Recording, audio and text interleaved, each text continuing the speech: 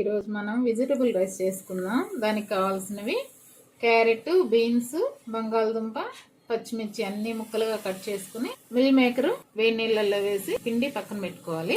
కొత్తిమీర, పుదీనా, అల్లం వెల్లుల్లి పేస్ట్ ముందుగా ఆయిల్ వేసుకుని కొంచెం నెయ్యి, మసాలా దినుసులు, బిర్యానీ ఆకు, ఇలాచి, చెక్క మొగ్గ, అనాస పువ్వు, జీడిపప్పు వేయాలి. కట్ చేసుకున్న ముక్కలన్నీ వేయాలి. క్యారెట్, బీన్స్, బంగాళదుంప అన్నీ. అల్లం వెల్లుల్లి పేస్ట్ వేయాలి. మసాలా ఎక్కువ లేకుండా వెజిటబుల్ రైస్ 1.5 గ్లాస్ పోసాను. 1 గ్లాసు, ఇది 1/2 గ్లాసు. బియ్యం కడిగి పెట్టుకున్నాం కదా, 1.5 గ్లాసు బియ్యం తీసుకున్నాము. 1.5 బియ్యానికి 3 గ్లాసులు నీళ్ళు, 1, 2, 3 గ్లాసులు నీళ్ళు పోసుకున్నాం. సాల్ట్, కొత్తిమీర, పుదీనా.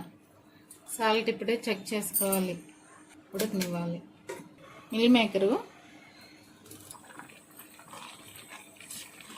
కుక్కర్లో అయినా చేసుకోవచ్చు. ఇప్పుడు దగ్గర పడింది కదా, బాగా ఉడకడం. ఇప్పుడు సిమ్లో పెట్టుకోవాలి. రెడీ అయిపోయింది. చాలా బాగుంటుంది, చేసుకుని తినండి. మసాలా ఏం ఉండదు, ఓన్లీ కూరగాయ ముక్కలు, అల్లం వెల్లుల్లి పేస్ట్ అంతే. ముందుగా బంగాళదుంప కుర్మాకి ఆలు ఉడకబెట్టుకోవాలి. ముందు వెజిటబుల్ రైస్ తయారు చేసుకున్నాం కదా, ఇప్పుడు ఆలు కుర్మా తయారు చేసుకుందాం. ముందుగా ఆయిల్ వేసి దినుసులు, బిర్యానీ ఆకు, చెక్క, లవంగం, ఇలాచి,